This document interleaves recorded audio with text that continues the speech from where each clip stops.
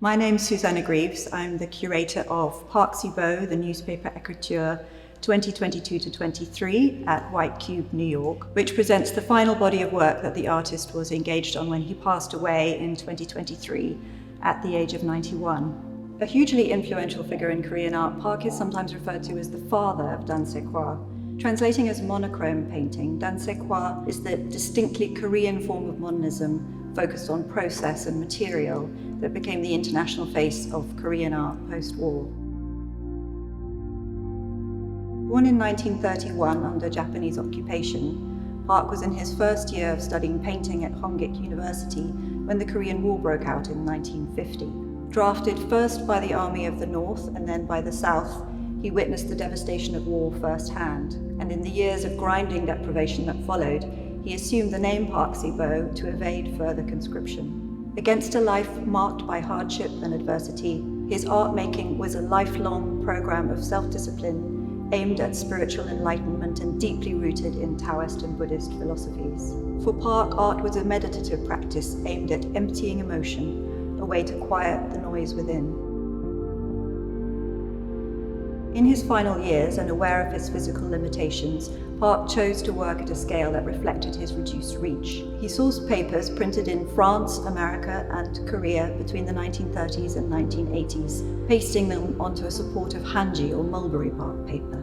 Using white oil paint, he spattered, dripped, and partially obscured the newsprint, inscribing his characteristic repetitive gestural marks with pencil into the paint while it was still wet. As the curator Hans-Ulrich Obrist describes it, the works form an atlas of different types of mark making.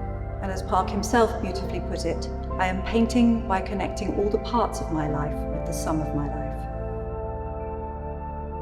These Ecritures connect back to a period in Park's youth in the 1970s, when living in a hotel in Montparnasse in Paris, he began to collect the Le Monde newspapers that were left in the corridor.